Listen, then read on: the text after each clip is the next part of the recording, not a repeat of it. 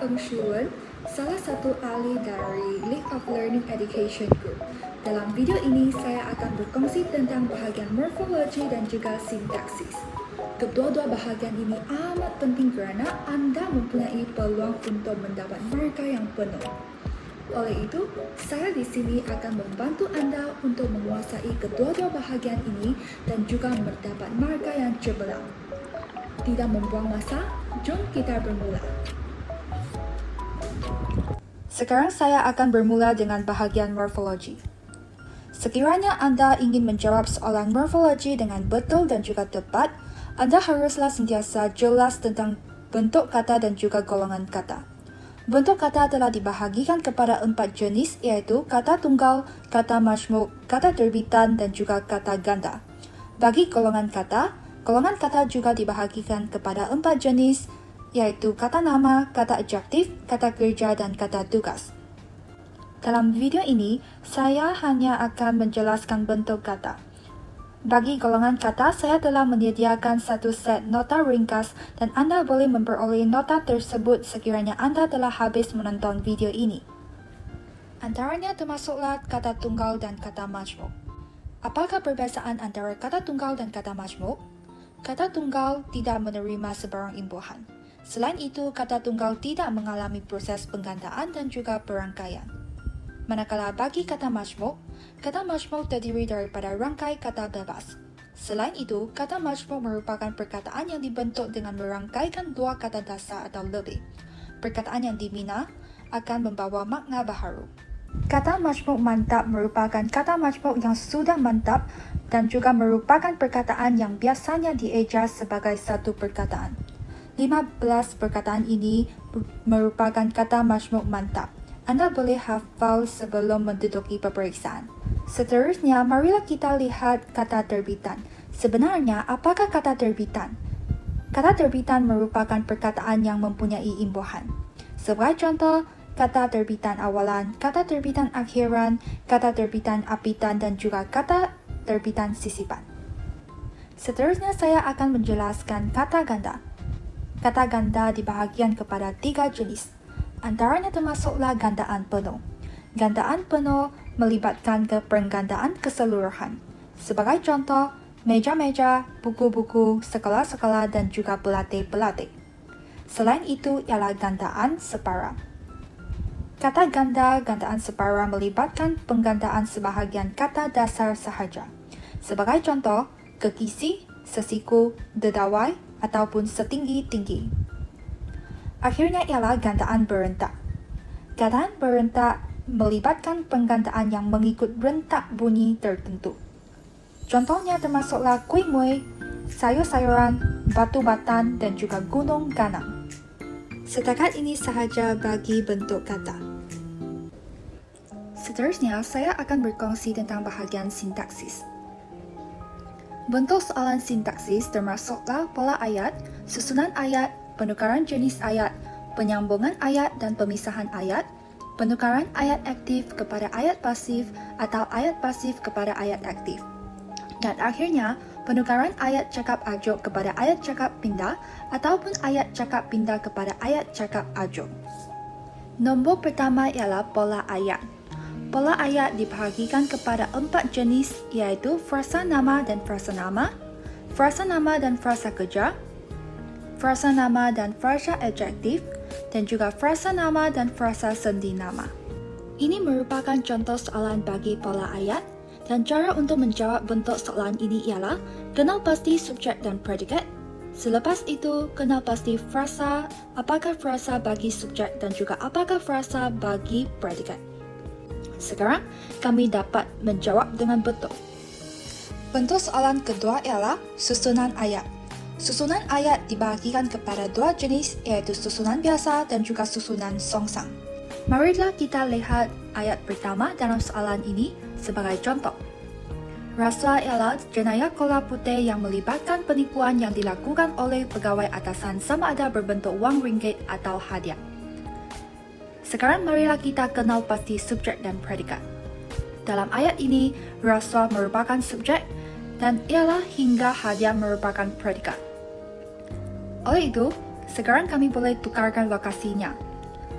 Dan ayat kita akan menjadi ialah jenayah kolar putih yang melibatkan penipuan yang dilakukan oleh pegawai atasan sama ada berbentuk wang ringgit atau hadiah, rasuah.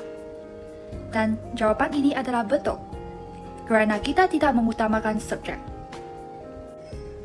Selain daripada susunan ayat, penukaran jenis ayat juga merupakan salah satu bentuk soalan bagi sintaksis. Penukaran jenis ayat termasuklah penukaran ayat penyata kepada ayat tanya, penukaran ayat penyata kepada ayat seruan, dan juga penukaran ayat penyata kepada ayat perintah. Jenis ayat termasuklah ayat penyata, ayat tanya, ayat seruan, dan juga ayat perintah. Ayat perintah dibahagikan kepada 4 jenis, iaitu ayat surahan, ayat silaan, ayat larangan, dan juga ayat permintaan. Seterusnya, penggabungan ayat dan juga pemisahan ayat merupakan salah satu bentuk soalan sintaksis. Apakah penggabungan ayat? Penggabungan ayat merupakan satu proses yang menggabungkan dua ayat tunggal dan menjadikannya sebagai ayat majmuk. Dan apakah pemisahan ayat? Pemisahan ayat ialah kita akan memisahkan ayat majmuk kepada dua ayat tunggal. Ini merupakan contoh soalan bagi bentuk soalan penggabungan ayat.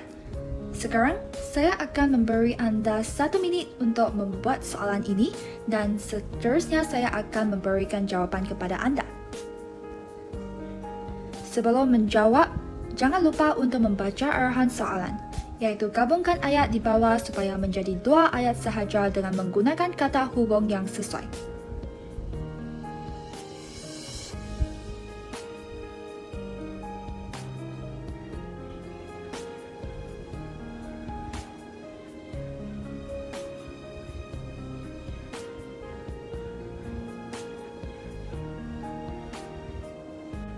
Ini merupakan jawapan bagi contoh soalan tersebut. Ayat pertama ialah, kerajaan menumpukan perhatian kepada wawasan kemakmuran bersama atau ringkasnya WKB 2030 dan berusaha menjadikan Malaysia sebagai sebuah negara yang terus membangun secara mampan supaya kerajaan dapat meneruskan gagasan wawasan 2020 dan menganggarkan ekonomi yang adil pada semua peringkat kumpulan pendapatan. Ayat yang seterusnya ialah, usaha ini penting untuk pembangunan negara bangsa dan juga dapat menstabilkan politik serta akan mewujudkan kemakmuran negara. Adakah anda sudah menjawab dengan betul? Seterusnya, marilah kita lihat ragam ayat.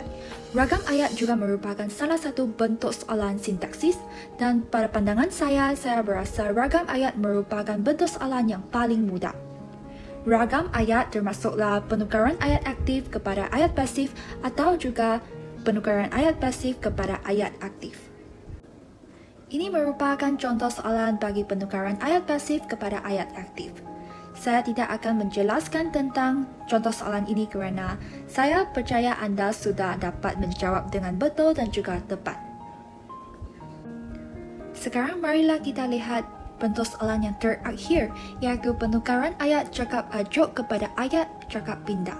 Sebenarnya, ayat cakap ajuk sentiasa berbentuk dialog manakala ayat cakap pindah sentiasa berbentuk ayat penyata.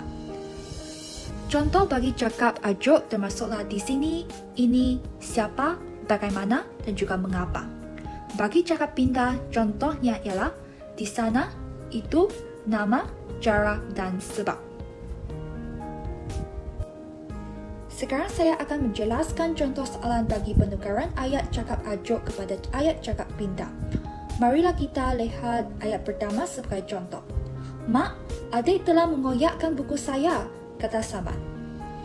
Dalam ayat ini, kita boleh lihat Samad sedang mengadu kepada emaknya. Oleh itu, jawapannya ialah Samad mengadu kepada emaknya bahawa adiknya telah mengoyakkan bukunya. Dalam jawapan ini, bagaimanakah kita boleh membezakan penggunaan bahawa dan tentang? Pada pandangan saya, perkataan tentang diikuti dengan frasa nama, manakala perkataan bahawa diikuti dengan ayat. Sekarang marilah kita lihat ayat kedua. Kenapakah kamu tidak simpan buku kamu baik-baik? Tanya emak. Dalam ayat ini kita boleh lihat perkataan kenapakah. Oleh itu, kita haruslah menukarkan perkataan tersebut kepada sebab dan juga menukarkan perkataan tanya kepada bertanya kepada ataupun menyoal. Oleh itu, jawapannya ialah emak menyoal Samad ataupun bertanya kepada Samad tentang sebab dia tidak menyimpan buku itu baik-baik. Dan akhirnya, ini merupakan nota ringkas yang telah saya sediakan bagi bahagian morfologi dan juga sintaksis. Ini merupakan cara untuk mendapat nota ringkas tersebut. At first, you need to like this video in Facebook, then share this video or tag two friends in the comments. After that, scan the QR code and fill in the Google Form. Kesimpulannya, usaha tangga kejayaan. Sekiranya Anda ingin mendapat keputusan yang baik dalam peperiksaan, rajin merupakan satu-satunya cara untuk berjaya. Oleh itu, di sini saya berharap semua calon dapat mendapat keputusan yang cemerlang dalam peperiksaan yang akan datang. Selamat maju jaya. Bye.